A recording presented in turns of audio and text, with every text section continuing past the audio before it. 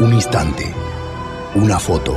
Hemos venido aquí hoy a muchas cosas. Una época de cambios que devienen un cambio de época. A muchas cosas, a caminar, a marchar, a saltar, a cantar. Una frase, un sentimiento colectivo, las ganas de hablar de nosotros en nuestro idioma. Pero entre tantas cosas de las que hoy hemos venido a hacer aquí a Mar del Plata hoy, nuestros problemas, nuestras soluciones, nuestra América adulta y soberana. Y cada uno de nosotros trajo una pala. Un fantasma recorre Europa y el mundo entero. Una pala de enterrador. Un continente que expone a la faz del mundo entero sus conceptos, sus fines, sus aspiraciones. Y una frase que lo resume todo. Porque aquí en Mar del Plata, gritada en el lugar indicado, está la tumba del Alca. En el momento exacto. Vamos a decirlo. Alca, Alca, al carajo. A partir de este momento, Alca, Alca, al carajo. Las fronteras se abren y la patria se agranda. Esto es Al Carajo. Noticias, política y cultura de América. Esto es Al Carajo.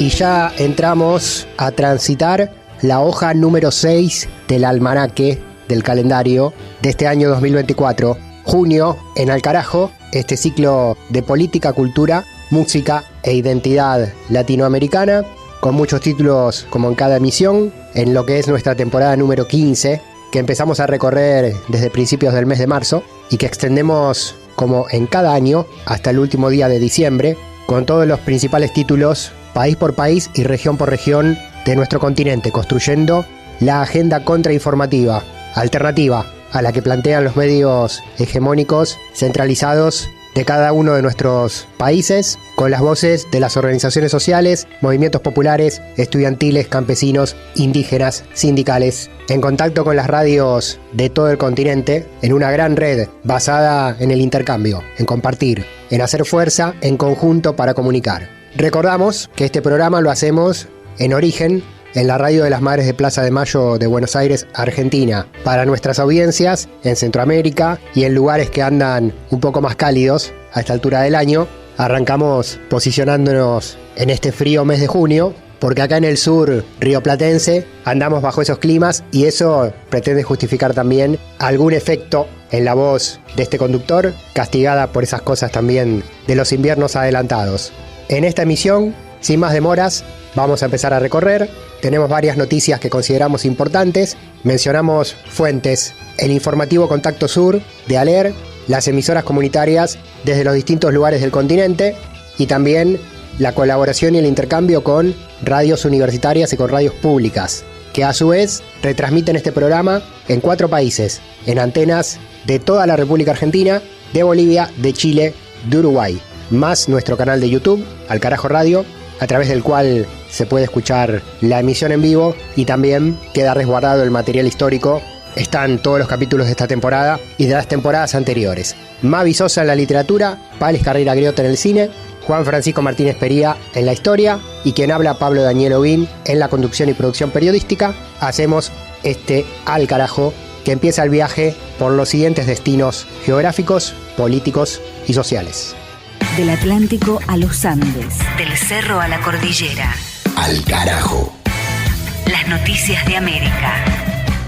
Iniciamos en Perú. Pueblos indígenas de la Panamazonía expusieron sus demandas en un encuentro que reunió a organizaciones de la región en defensa del ambiente y de los territorios de las comunidades, el Preforo Social Panamazónico. El informe en Al Carajo, vía Radio La Voz de la Selva, desde Iquitos, en el norte de Perú, con el comunicador Cristian Pérez. Las organizaciones indígenas y de la sociedad civil, colectivos, movimientos e instituciones que participaron del Preforo Social Panamazónico en la ciudad de Tarapoto, Perú, presentaron la declaración oficial, resultado de 4 días de trabajo. Este documento resalta las principales problemáticas que afectan a los pueblos indígenas y de la Panamazonía y da a conocer las diversas exigencias, demandas, propuestas consensuadas durante el evento. El encuentro reunió a más de 200 participantes comprometidos con seguir defendiendo la Amazonía y sus pueblos en un espacio donde se analizó el contexto político nacional y amazónico en el marco del gobierno actual y las crisis políticas, y se consensuaron propuestas y experiencias que se presentarán en el Foro Social Panamazónico Bolivia 2024, próximo a realizarse del 12 al 15 de junio. La declaración se posiciona en contra del modelo económico capitalista neoliberal, extractivista, racista y colonial, el cual genera desigualdad, pobreza, discriminación, exclusión y vulnera los derechos individuales y colectivos. Frente a esto, las organizaciones indígenas y de la sociedad civil se manifiestan en defensa de la vida y los territorios de la Amazonía y demandan una transición hacia un sistema que respete sus derechos y cosmovisiones. Además, exigen políticas públicas inclusivas y el reconocimiento de la naturaleza como sujeto de derechos, condenando la violencia y la corrupción que afectan a sus comunidades. En un contexto de violencia estructural y retroceso en derechos, reafirman su compromiso con la justicia social y ambiental y solicitan la renuncia de la presidenta Dina Boluarte, así como la convocatoria a nuevas elecciones democráticas. Desde Radio La Voz de la Selva en la ciudad de Quito, capital de la región Loreto en Perú, informó Cristian Vélez. Al carajo. Una crónica de la región. En tanto, en Ecuador, la Coalición Nacional de Mujeres rechaza firmemente la reforma impuesta por el presidente Daniel Noboa en el Ministerio de la Mujer, quitándole competencias y atribuciones. La información desde la red Corape, la coordinadora de radios populares del Ecuador, en la voz de la periodista Nicole Mendoza. El Ministerio de la Mujer y Derechos Humanos incorporará el término política criminal a su denominación. Así lo señaló el viceministro de Gobierno, Esteban Torres, durante una rueda de prensa. Frente a esta modificación, Miriam Ernest, presidenta de la Coalición Nacional de Mujeres del Ecuador, señaló que rechazan cualquier intento de convertir a esta cartera de Estado en una institución que se centre en la política criminal, dejando de lado los derechos de las mujeres. Esto va a ser mucho más fuerte a nivel de la política criminal y el presupuesto va a estar dirigido a eso. Eso nos preocupa fuertemente porque no va a haber tampoco recursos para aplicar lo que ya deberían haber aplicado, que es la Ley Orgánica Integral para prevenir y erradicar la violencia. No solamente en el tema de los femicidios, sino en todos los aspectos, en todas las formas de violencia, en todos los ámbitos en que se desarrolla. De igual forma, Cecilia Mena, representante de la Organización de Mujeres AC Democracia, recalca que no existe ninguna razón para combinar el derecho penal con las competencias del Ministerio de la Mujer. La persecución de los criminales, de los delitos, esa no es una competencia del Ministerio de Derechos Humanos, ni tampoco del Ministerio de los Derechos de las Mujeres. Esa es una competencia del SNAI o del Ministerio del Interior. Son 2 sistemas distintos y deben tener 2 tratamientos distintos. Por otro lado, desde el Legislativo, los asambleístas Otto Vera y Sandra Rueda, ambos miembros de la Comisión de Seguridad, ven necesario analizar si el cambio en su denominación alterará las responsabilidades del ministerio. Hay personas que se cambian de nombre y se hacen transformaciones completas y son otra persona. Entonces eso es lo que hay que analizar. Es decir, si es que el cambio de nombre involucra reformas estructurales dentro de las funciones y competencias que tiene el Ejecutivo. Entonces hoy nos hemos enterado el día de ayer que el ministro Torres ha dado la exposición. Sí van a haber algunos cambios profundos dentro del cambio de nombre, también cambios estructurales, pero esos cambios tienen que ser conocidos. Entendemos que existe esta posibilidad de que se quiera conjugar otras actividades que fueron eliminadas a través de otras oficinas, a través de este ministerio. Esperamos que sea así, pero insisto que nosotros más que nada tenemos que velar porque los objetivos principales del ministerio para el que fue creado no se vayan a desvirtuar. Mediante un comunicado oficial publicado en redes sociales, el Ministerio de la Mujer informó que continuarán trabajando para prevenir y erradicar la violencia basada en género y que sumarán lo relativo a política criminal, sin intenciones de eliminar esta cartera de Estado. Reportó Nicole Mendoza, Corape Informa. Al carajo. Una mirada al sur desde el sur. Y la tercera escala es en Argentina. Comunidades indígenas de la provincia de Jujuy rechazan a la empresa Mekorot, de capitales israelíes, y el plan hídrico que está presentado para la región. Conflicto invisibilizado a nivel nacional y a nivel latinoamericano. La información en Al Carajo, desde el colectivo de comunicación Latido Indígena, vía Radio Aire Libre, en el noroeste argentino, provincia de Jujuy. En Jujuy, los pueblos indígenas alzan la voz contra la empresa israelí Mekorot y contra el acuerdo de esta empresa con el gobierno provincial a espaldas de los pueblos originarios y de toda la sociedad jujeña. El convenio implica un plan maestro de manejo del agua que viola los derechos indígenas y ambientales, como la consulta previa, libre e informada y el acuerdo de Escazú. El medio que estuvo en el lugar de los hechos, en la provincia de Jujuy, al norte de la Argentina, fue originarios.ar. Agradecemos los testimonios recogidos por la comunicadora del pueblo Coya, Laura Méndez. Escuchemos lo sucedido.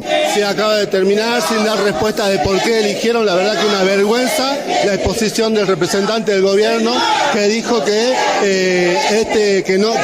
la provincia no llamó a Mekorot, que solamente fueron impuestos en un acuerdo del CPI, lo cual la verdad que demuestra la falta de sinceridad que hay ante estas mesas de diálogo, que son una puesta en escena, porque lo que están tratando de hacer es adueñarse del agua. Nosotros estamos acá con las comunidades y con la multisectorial, que nuclea gremios, organizaciones sociales, que van a estar por la defensa del agua, con algunas cuestiones, están avanzando con el adueñamiento de nuestros recursos naturales en todo el país.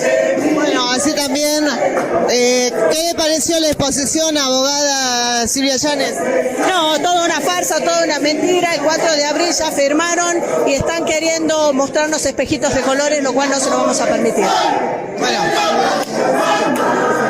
ahí están las comunidades descontentas con esta primera exposición. ¿Qué opina, hermano, de lo que expusieron ahora, que estaban tratando a las comunidades diciendo esto no es proyecto de ley y diciendo de que sí está generando participación? Bueno, nosotros estamos, te reitero, estamos exigiendo el convenio 169, ¿sí? Y bueno, acá nosotros llegamos accidentalmente porque nos enteramos por la poca información que hay. Acá se está ocultando información y bueno, y acá está clara la expresión de los pueblos originarios. Reportó Aire Libre, Radio Comunitaria de Argentina. De norte a sur, de este a oeste. Al carajo. Un viaje por el continente. Ahora, momento Macondo. 100 años de soledad. Era una época que no era fácil, porque no teníamos dinero. Pero en cambio era una época muy buena porque yo estaba escribiendo como un tren, que es lo mejor que le puede suceder a un escritor. Entonces, cuando yo vi que 100 años de soledad venía y que no la paraba nadie, le dije a Mercedes, tú te haces cargo de este asunto. Y ella, por supuesto, no lo pensó dos veces. Es curioso que mis hijos, ahora yo les pregunto de esta época y ellos me recuerdan como un hombre que estaba encerrado en un cuarto y que no salía nunca, y yo tenía la impresión de que era el ser más humano y más sociable del mundo. Y ahora me di cuenta que durante 18 meses no salí del cuarto. Pero yo recuerdo que salí una vez cuando Mercedes me dijo que no había nada que hacer, que ya había llegado al fondo. Entonces yo tenía un carro y lo llevé al Monte de Piedad y lo empeñé y le traje a Mercedes la plata y le dije, mira, aquí tienes como para 10 años. Y duró 3 meses. Y seguí escribiendo, y seguí escribiendo, y seguí escribiendo, y seguí escribiendo. De pronto, casi 5 meses después de su desaparición, volvió Úrsula. Llegó exaltada, rejuvenecida, con ropas nuevas de un estilo desconocido en la aldea. José Arcadio apenas si pudo resistir el impacto. «Era esto», gritaba. «Yo sabía que iba a ocurrir». Y lo creía de veras, porque en sus prolongados encierros, mientras manipulaba la materia, rogaba en el fondo de su corazón que el prodigio esperado no fuera el hallazgo de la piedra filosofal, ni la liberación del soplo que hace vivir los metales, ni la facultad de convertir en oro las bisagras y las cerraduras de la casa, sino lo que ahora había ocurrido, el regreso de Úrsula. Pero ella no compartía su alborozo. Le dio un beso convencional, como si no hubiera estado ausente más de una hora, y le dijo: asómate a la puerta. Las luchas políticas, las luchas sociales de la región tienen su lugar. Al carajo.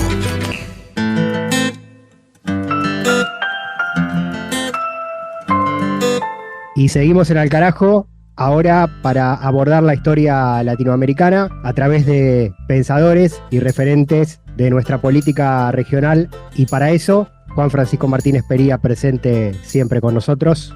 ¿Cómo te va, Juan? Hola Pablo, ¿cómo te va? Un saludo para vos y toda la audiencia. Una gran alegría estar nuevamente en el programa. En esta oportunidad, dos nombres que se entrecruzan en la historia, o por lo menos así lo vamos a plantear: Scalabrini Ortiz y Jauretche, República Argentina.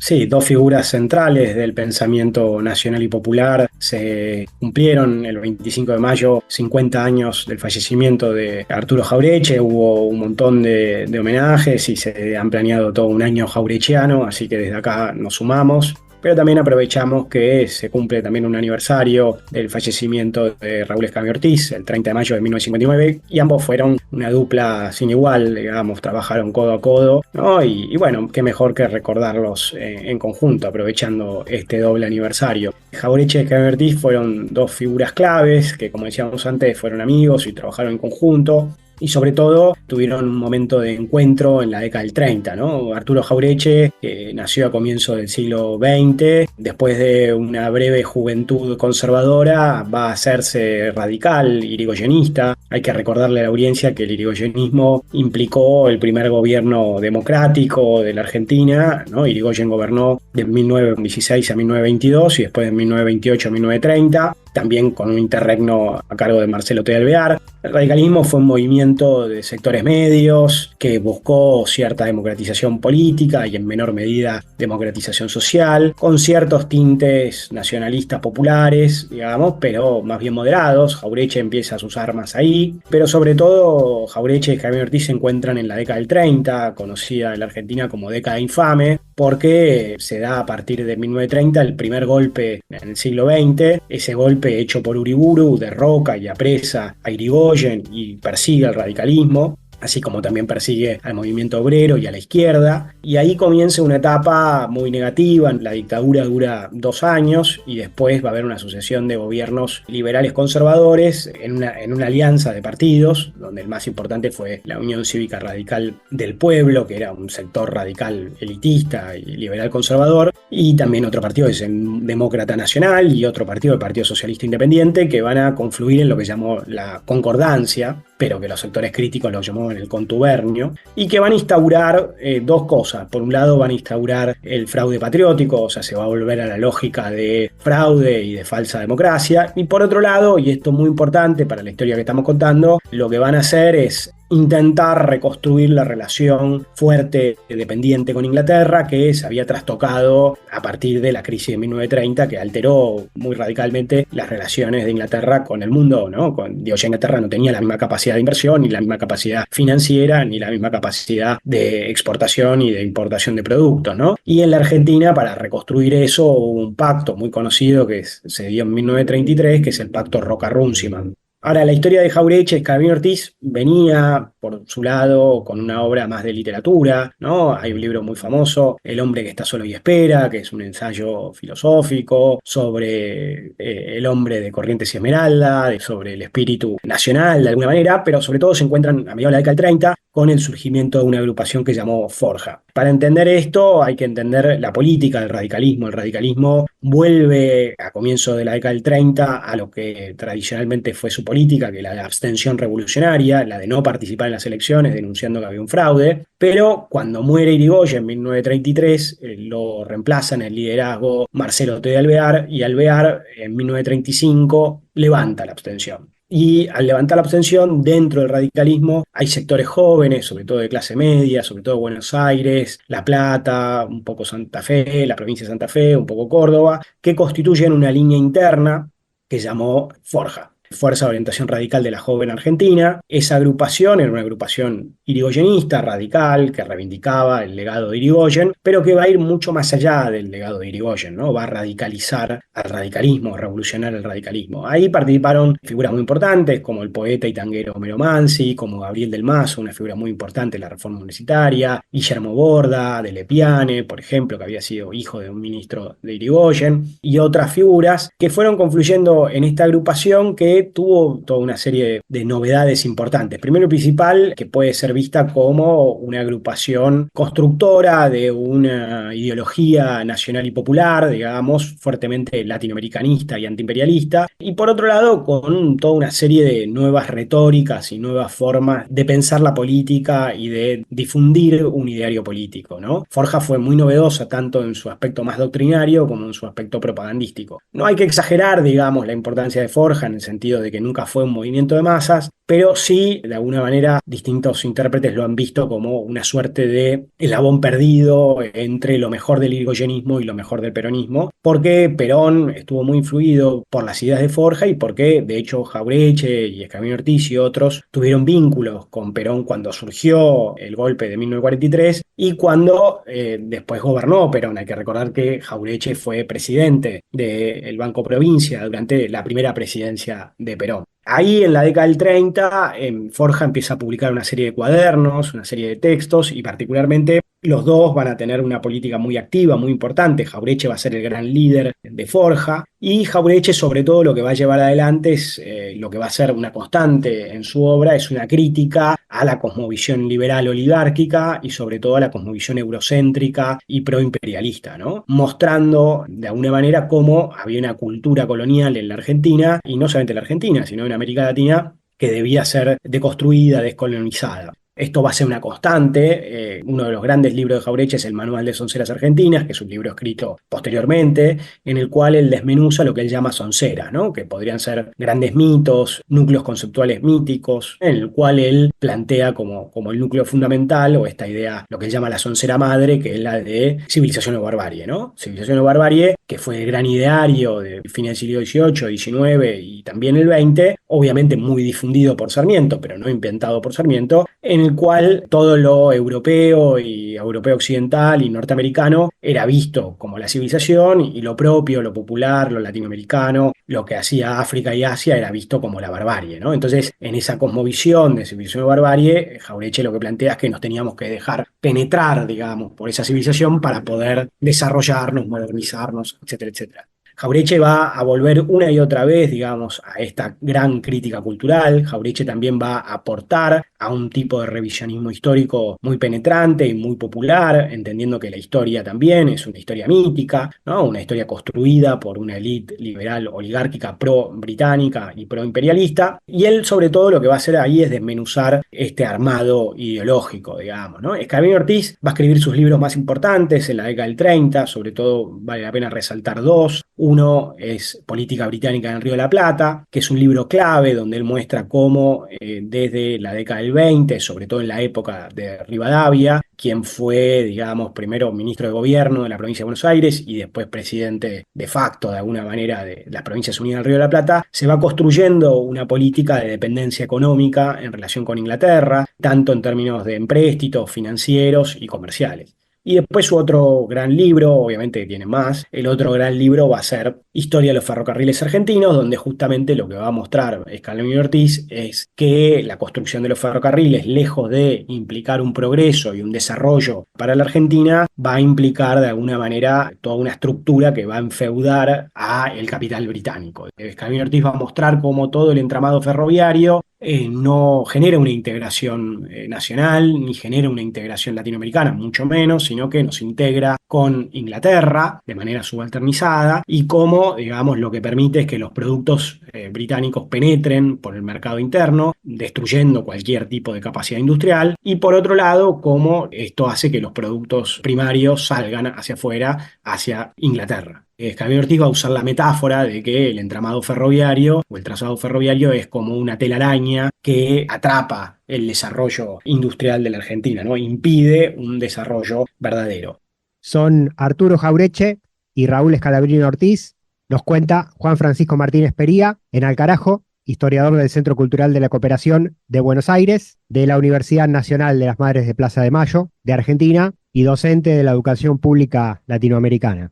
Hay algo que me parece muy importante, Pablo, subrayar para la audiencia, que es que estas ideas fueron muy novedosas, pioneras, y que en la década del 30 todavía había una imagen de una Argentina próspera, digamos, una Argentina pujante, que era la imagen que construía la élite, y que también en la izquierda y en otras partes de América Latina, en general el enemigo que más se criticaba era el imperialismo norteamericano, pero no tanto el imperialismo británico, ¿no? Entonces Forja va a ser novedoso, primero y principal, en poner el acento en la crítica al eurocentrismo, en la crítica a la mirada colonial, y va a ser muy novedoso en este eslogan que ellos van a difundir, que es "Somos una Argentina colonial, queremos ser una Argentina libre, independiente", ¿no? Que me parece muy, muy importante, y mostrando que en realidad esa relación con Inglaterra no era una relación de prosperidad y de desarrollo, sino una relación colonial, dependiente, y que en el mejor de los casos éramos una factoría próspera con una enorme desigualdad interna y con una enorme incapacidad de desarrollo industrial, y con algo que también es bastante evidente, con una gigantesca macrocefalía, digamos, ¿no? Todo el desarrollo en Buenos Aires y un cuerpo muy escuálido, dado también por la relación con Inglaterra. Estas ideas no quedaron, digamos, en saco roto, sino que cuando se dio el golpe de Estado en 1943, Forja miró con interés el golpe, se acercó a los militares a ver si alguien podía expresar esas ideas, y tuvieron la suerte de encontrar a Perón, que efectivamente había leído los cuadernos de Forja y que tenía influencia de estas ideas y que venía construyendo por su propio lado también una mirada nacional y popular. Y Forja trabajó codo a codo con el peronismo. Jauretche cotidianamente era asesor de Perón, jugaba al ajedrez todos los días con Perón y dialogaba con Perón. Y hay una anécdota muy conocida, que Perón va a dar una conferencia a La Plata, y ahí Scalabrini Ortiz le hace acercar, digamos, una servilleta donde le dice: "Coronel, le vamos a pedir los trencitos", ¿no? Y Coronel conocía la obra de Scalabrini Ortiz, y efectivamente durante el gobierno de Perón, a pesar de que Scalabrini Ortiz nunca participó activamente del gobierno peronista, Perón llevó adelante mucho de las banderas que había ido construyendo Forja. De hecho, las 3 banderas, ¿no?, de independencia económica, soberanía política y justicia social, de alguna manera ya están, digamos, desarrolladas por Forja, casi totalmente de forma muy explícita. También otra cosa muy interesante es que cuando se da el 17 de octubre de 1945, que es el momento fundacional, digamos, del peronismo, esta gran rebelión popular para liberar a Perón, que ocurre ese día, y que Scalabrini Ortiz y Jauretche estuvieron presentes, y que Scalabrini Ortiz ha reivindicado en una frase muy linda donde él dice: "El subsuelo de la patria sublevada". A partir de ese momento, con ese 17 de octubre, Forja decide disolverse, ¿no? Entendiendo que su misión había sido cumplida, ¿no? Y que con la emergencia del peronismo, Forja ya había cumplido su meta histórica, y que lo que había que hacer, y los forjistas hicieron, la mayoría, aunque no todos, es involucrarse en ese movimiento. Como decía antes, Jauretche participó del primer gobierno de Perón como presidente del Banco Provincia, bajo la gobernación de Mercante, Domingo Mercante, que había sido mano derecha inicial de Perón, y después, bueno, renunció en la segunda presidencia de Perón, y ambos tuvieron miradas críticas sobre la segunda presidencia de Perón, por distintos motivos, sobre todo la burocratización y ciertas persecuciones ideológicas, pero siguieron apoyando el peronismo y nunca expresaron públicamente en ese momento sus críticas. Y lo más importante en todo caso es que cuando cayó el peronismo, bueno, además de ser perseguidos y además de haber sufrido la situación que sufrieron muchos de los que habían apoyado o habían estado cercanos al peronismo, bueno, de hecho Jauretche estuvo preso ya en la década del 30 por haber participado en una rebelión cívico-militar radical, pero bueno, más allá de eso, durante el momento de la resistencia, sobre todo Jauretche escribió textos muy importantes como el informe Previch, Estatuto Legal del Coloniaje, ¿no? Una crítica muy, muy importante a la política económica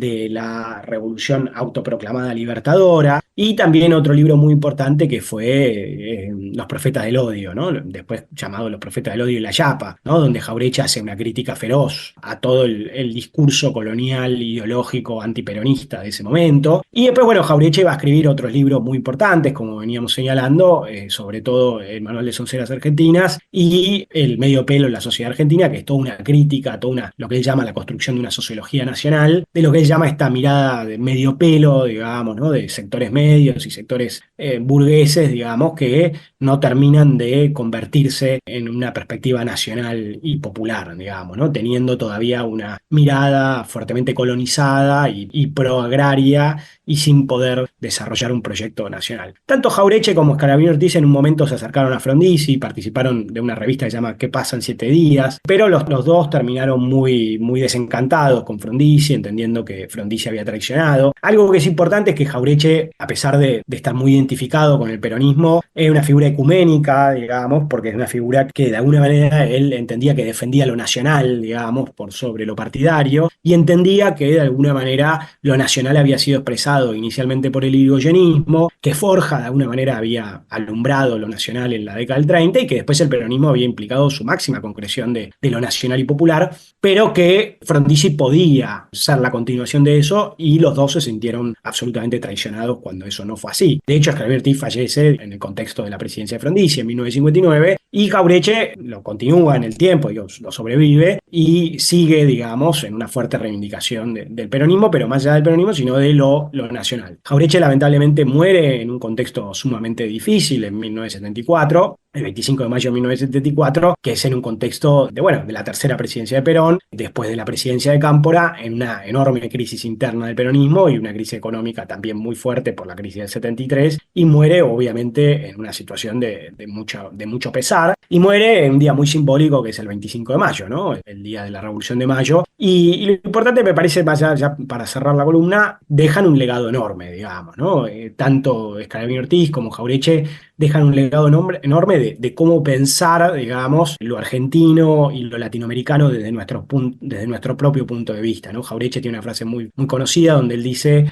lo nacional es ver lo universal con nuestros propios ojos, ¿no? Jauretche también fue un gran crítico de la cartografía dominante, mostrando que los mapas hegemónicos eran mapas míticos donde Europa aparece en el centro, donde el norte aparece arriba y el sur abajo, cuando en realidad estamos en una pelota que gira en la nada, digamos, en el vacío, y no hay arriba y abajo, como toda esta mentalidad colonial permea absolutamente nuestra forma de ver, y también una crítica muy fuerte al mundo académico, ¿no? Esa crítica muy fuerte al mundo académico es tanto una crítica por el eurocentrismo reinante, así como por otro lado, por su, digamos, desconexión con lo popular, ¿no? Jauretche, toda su obra, digamos, mucho más que la obra de Scalabrini Ortiz, es una obra fuertemente ensayística, con un estilo literario precioso y muy campechano, y tiene esta idea de una sociología, digamos, como decía, una sociología de estaño, una sociología que es una sociología popular, que es popular tanto desde donde está construida, así como en su retórica, ¿no? Intentando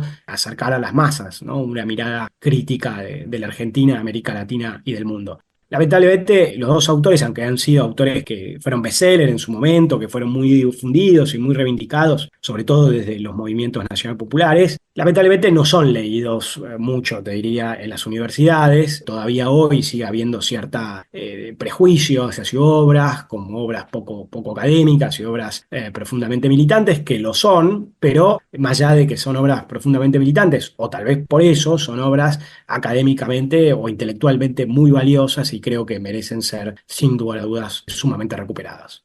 Arturo Jauretche, 13 de noviembre de 1901, 25 de mayo de 1974, y Raúl Scalabrini Ortiz, 14 de febrero de 1898, 30 de mayo de 1959. Para pensar, ¿no? Para pensar la identidad, para pensar desde el sur, ¿no? Con una mirada sur-sur contrahegemónica.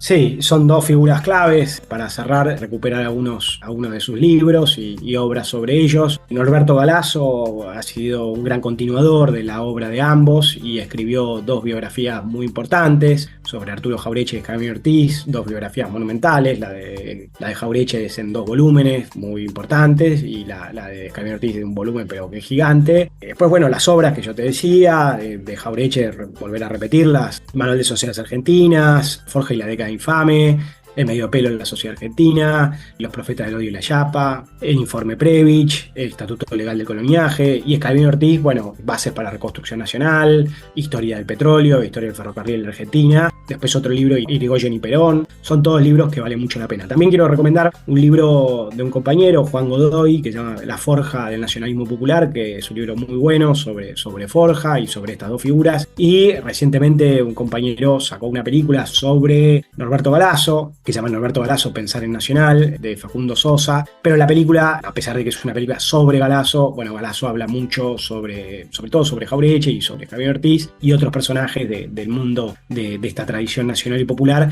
y creo que es una excelente película y una excelente oportunidad para meterse en estas vidas y en estos pensamientos apasionantes. Juan, muchas gracias como siempre. Muchas gracias a vos, Pablo. Será hasta la próxima. Un saludo para vos y para toda la audiencia. Juan Francisco Martínez Pería, el historiador, aquí en Al Carajo. Seguimos recorriendo América Latina y el Caribe.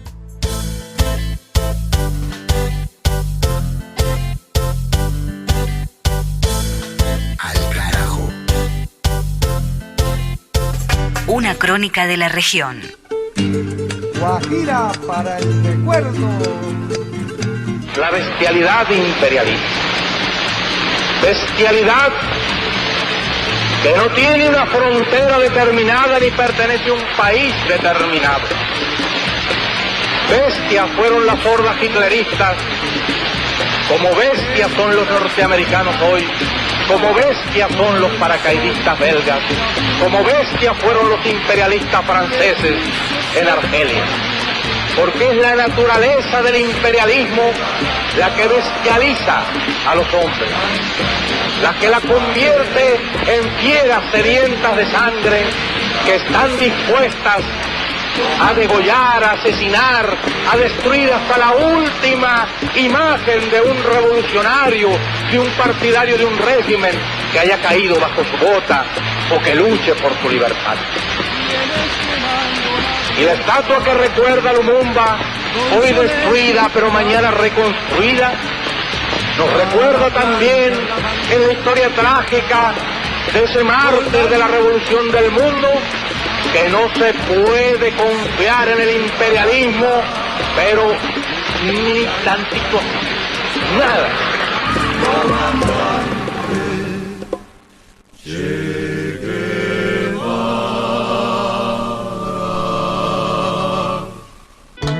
Al Carajo. Al Carajo. Identidad, música y cultura de América Rebelde. Este sonido nos ambienta en este programa de lenguaje radiofónico hacia lo visual, con la imaginación, porque no tenemos cámaras ni streaming para ver, porque de la vieja guardia, Al Carajo, genera imágenes a través de la palabra. Mundo me dijo que en estas tierras no hay fortuna legítima. Seguimos presentando, emisión tras emisión, películas latinoamericanas. Estamos en la sala con Palis Carreira Griot. Compañera, ¿a dónde nos vas a llevar? Hola Pablo, compañero. Hola a la gran audiencia de Al Carajo. En esta oportunidad el cine nos lleva para México con Coco Loco. Quedé pensando en eso. Soñé que agarraba un arma. Esta película ficción, drama del 2020, es del director Gerardo Naranjo. Este drama se localiza en un pueblo costero de Oaxaca, donde Marisol se divide entre su deseo sexoafectivo por Mundo, su amante, y también el control posesivo y un poco incestuoso que ejerce sobre ella su primo Mauro. Mañana me voy a Puerto Ángel en la tarde. Si no te veo, ya nunca me vas a ver. Quizás a primera vista podemos pensar que el personaje de Marisol parece sumiso, parece pasivo, que está un poco presa de las decisiones de estos dos hombres, de Mundo, su amante, y de Mauro, su primo. Pero también podemos empezar a notar a lo largo de la película cómo ella empieza a buscar y a exigirle a este hombre, a Mundo, que tome riendas en este asunto y que le ayude a salir de este contexto de violencia familiar en el que ella está inmersa. Que decías que la calle es de quien la trabaja. Que los ricos son ricos porque nos chingan a los pobres y todo eso. Te vuelves a meter con Marisol y te carga la verga, cabrón. Durante toda la película podemos ver y sentir este clima tenso y violento que vive Marisol y su búsqueda constante con las herramientas que tiene de poder salir de esta situación de violencia y de machismo en la que está inmersa y en la que ella se da cuenta, pero no tiene quizás todas las herramientas para poder salir.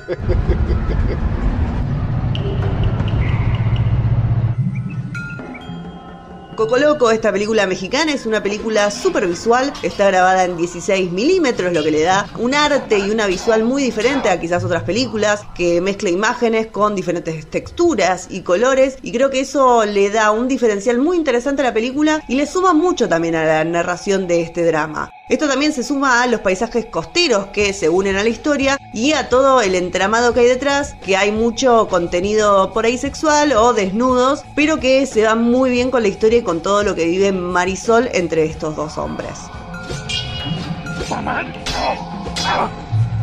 Coco Loco es esta película mexicana del director Gerardo Naranjo, un drama del 2020, la pueden encontrar en las plataformas.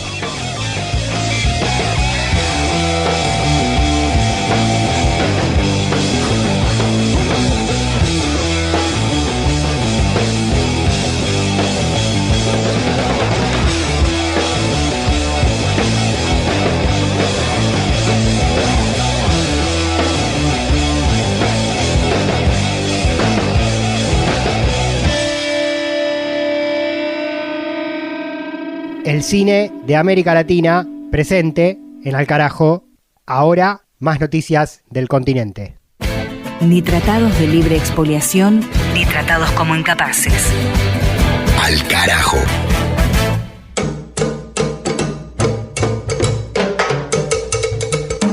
Entre los títulos principales de este ciclo que transita su temporada número 15 están los derechos humanos en todas sus dimensiones, una de las cuales tiene que ver con el juicio y castigo por los crímenes cometidos por las dictaduras militares en los distintos países de nuestra América Latina. Proceso dificultoso a lo largo y a lo ancho del continente que han tenido reimpulso y continuidad con sus vaivenes a lo largo del tiempo, especialmente en dos países. Argentina, a partir de la anulación de las leyes de impunidad a principios de los 2000 durante el gobierno del expresidente Néstor Kirchner, y en Guatemala también, donde a pesar de la seguidilla de gobiernos conservadores y de derecha que sucedieron a la dictadura genocida, una parte de la justicia fue receptiva a los reclamos de los organismos locales y mantuvieron la búsqueda de sentar en el banquillo a los responsables de las desapariciones, de las torturas y de las matanzas.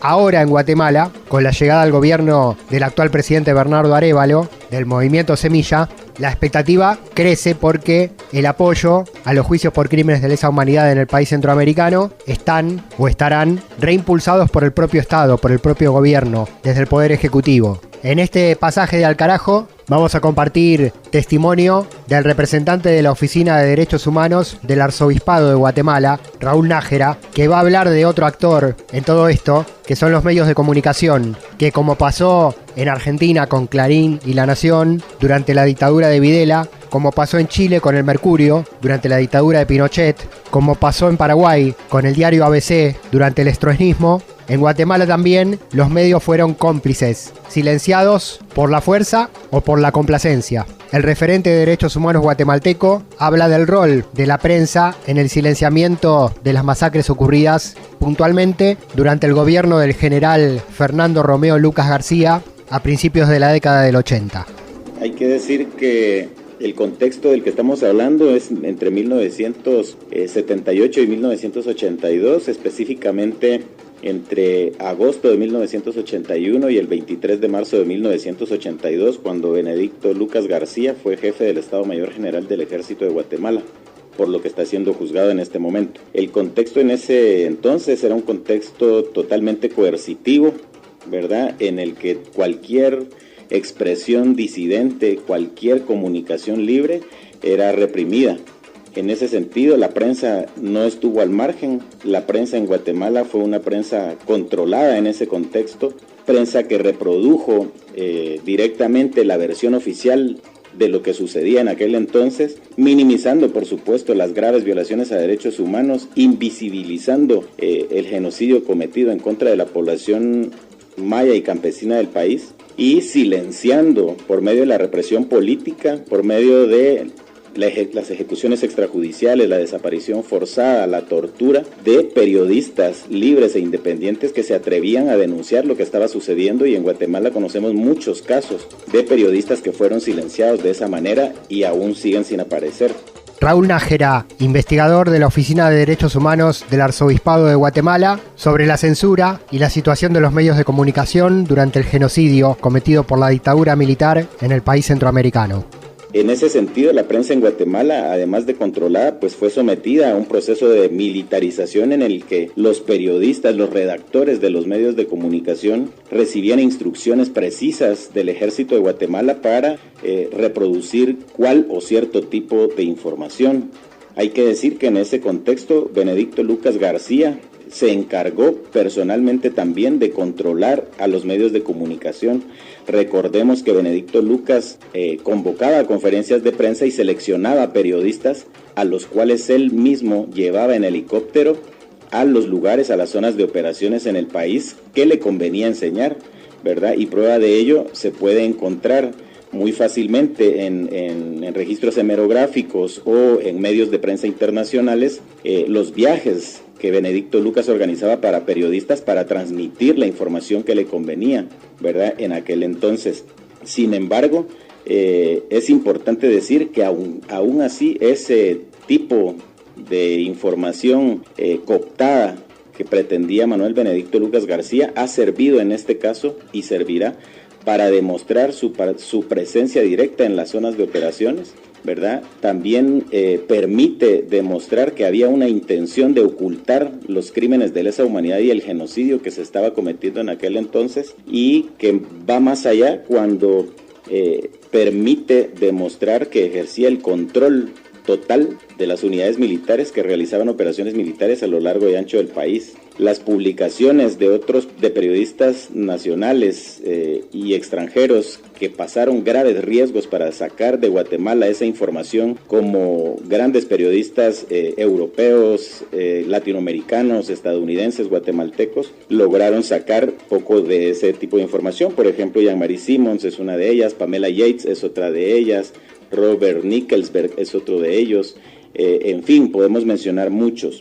Es importante decir que ese silencio de los medios de comunicación pretendía que el mundo ignorara, ¿verdad?, la comisión de actos de genocidio en Guatemala, los crímenes de lesa humanidad, la desaparición forzada, la violencia sexual de carácter masivo y el ataque sistemático y generalizado en contra de población civil no combatiente de origen maya y campesino de todo el país. Es importante decir que a pesar de ello, la poca información que hay permite vincular, ¿verdad?, ese tipo de información con otros medios de prueba que se van a diligenciar en el caso por genocidio. Y fue clave la documentación fotográfica y los registros realizados por comunicadores alternativos, campesinos, indígenas, para en la actualidad poder reconstruir todos esos crímenes y poder llevar adelante los procesos. El propio expresidente dictatorial, Romeo Lucas García, está enfrentando este año un proceso judicial por varias de las masacres cometidas bajo su mando. La importancia de la comunicación, de los medios ciudadanos, comunitarios, independientes del poder de turno, del poder político, pero también del poder económico concentrado, que en Guatemala y en toda América Latina estuvo durante esos años 60, 70 y 80 de los golpes y las dictaduras, con los gobiernos de facto que llegaron para la represión política y la aplicación de modelos socioeconómicos para el beneficio de esas grandes empresas nacionales y transnacionales, y en contra de los intereses de los pueblos. Por último, en este informe de Alcarajo sobre derechos humanos, dictaduras, democracia y comunicación, más de Raúl Nájera, miembro de la Oficina de Derechos Humanos del Arzobispado de Guatemala, sobre el rol de los medios en los procesos de memoria, verdad y justicia. Bueno, es importante que los medios de comunicación, la prensa independiente, asista a las audiencias en primer lugar, o siga de cerca la transmisión en vivo que se estará realizando de las audiencias por las redes de la Federación Guatemalteca de Escuelas Radiofónicas, FEJER, tanto nacional como en transmisiones internacionales. Que se informe de toda la riqueza que está conformada en los distintos medios de prueba que se estarán presentando, la relevancia que tiene esa prueba, la relevancia que tiene sobre todo la prueba testimonial de las y los sobrevivientes del genocidio, y que pueda transmitir de manera fiel esa información, ¿verdad?, que es de importancia y de trascendencia mundial. Creo que es importante ese papel. También es importante no remitirse y no multiplicar la tergiversación que siguen haciendo sectores vinculados a los actores del genocidio, al sector militar y empresarial que financió el genocidio también, ¿verdad?, sino adentrarse precisamente en los relatos de las víctimas, en la prueba testimonial, científica, pericial, material y documental que va a ser capaz de probar la responsabilidad de Manuel Benedicto Lucas García y Manuel Antonio Callejas y Callejas en crímenes de genocidio, delitos contra deberes de humanidad, desaparición forzada y violencia sexual en Guatemala entre 1978 y 1982, sobre los cuales han causado un mínimo de aproximadamente 1.400 víctimas. Para este informe, Comunicación, Dictaduras, Democracia y Juicios por la Verdad en América Latina y el Caribe, citamos a FEGER, la Federación Guatemalteca de Escuelas Radiofónicas, a través de quienes compartimos los testimonios y el material que emitimos aquí en este episodio de Al Carajo. No intentes correr, no puedes escapar, te tenemos controlada. ¿A dónde me llevan? 36 años de guerra en Guatemala dejaron un saldo de 45.000 personas desaparecidas. De este grupo, 5.000 fueron niñas y niños. Las desapariciones siguen vigentes a pesar del fin de la guerra. De 2003 a 2018 se reportan más de 35.000 personas desaparecidas, siendo las niñas, adolescentes y mujeres jóvenes las más vulneradas. La desaparición forzada se sigue utilizando como instrumento de control social, infunde terror e inseguridad, lo que lleva a la sociedad a no movilizarse. El Estado debe cumplir su obligación constitucional de resguardar la vida de su ciudadanía. Debe combatir toda práctica que viole los derechos humanos. Este es un mensaje de la Federación Guatemalteca de Escuelas Radiofónicas, FEGER, y esta emisora. De norte a sur, de este a oeste. Al carajo. Un viaje por el continente.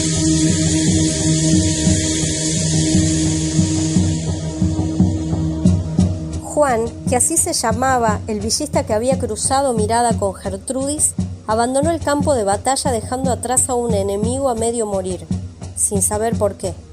Una fuerza superior controlaba sus actos. Lo movía una poderosa necesidad de llegar lo más pronto posible al encuentro de algo desconocido, en un lugar indefinido. No le fue difícil dar. Lo guiaba el olor del cuerpo de Gertrudis. Llegó justo a tiempo para descubrirla corriendo en medio del campo. Entonces, supo por qué había llegado hasta allí. Esta mujer necesitaba imperiosamente que un hombre le apagara el fuego abrasador que nacía en sus entrañas. Un hombre igual de necesitado de amor que ella, un hombre como él.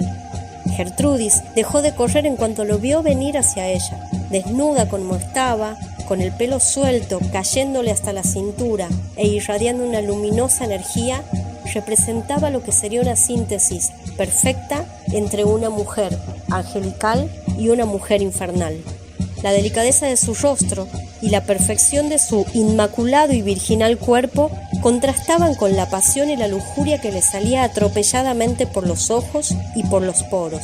El encuentro entre ambos fue espectacular.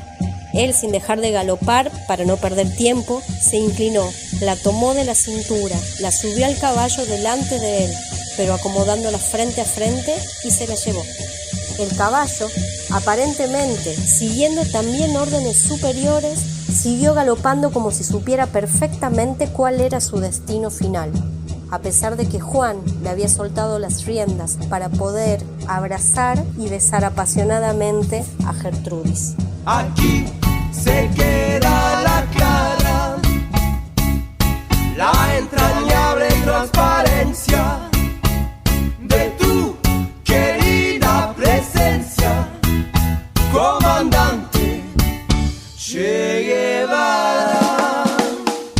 Ecuador, Perú y Argentina fueron algunas de las paradas informativas de este capítulo de Al Carajo, el número 14 de esta 15ª temporada. Citamos las fuentes y agradecemos los reportes y las coberturas y la información directamente desde los territorios. En esta oportunidad, a Contacto Sur, el informativo de ALER, la Alianza Latinoamericana de Escuelas Radiofónicas, y a las radios comunitarias e indígenas de los distintos territorios. En esta emisión tuvimos también la columna de historia habitual, clásica, de Juan Francisco Martínez Pería, docente de la Universidad Nacional de las Madres de Plaza de Mayo de Argentina, casa que, de paso decimos, está en lucha por los recursos que le corresponden para poder continuar con su funcionamiento pleno, fondos retenidos en el marco del ajuste que lleva adelante el gobierno argentino del derechista Javier Milei. Otra de las luchas que tenemos presentes en el temario latinoamericano de nuestro programa. En la parte cultural estuvieron las columnas de Palis Carreira Griot con el cine de la región y las lecturas de Mavi Sosa de los 2 libros que recuperamos de la Biblioteca Universal de nuestro continente. En la primera parte del programa apareció otra página de 100 años de soledad de Gabriel García Márquez y recién, casi para el cierre, otra lectura de Como agua para chocolate de la mexicana Laura Esquivel. Mi nombre, Pablo Daniel Ovín, en la conducción y producción periodística del espacio. Nos ponemos en pausa hasta nuestro próximo episodio. Mientras tanto, en nuestro canal de YouTube Al Carajo Radio se encuentran con contenidos históricos y presentes de los 15 años que tiene este programa. Esto fue Al Carajo, información, política y cultura e identidad de América Latina y el Caribe. Será hasta nuestro próximo encuentro. Gracias por la escucha una vez más. Abrazos fraternales. Donde espera la firmeza de tu brazo libertario. Aquí se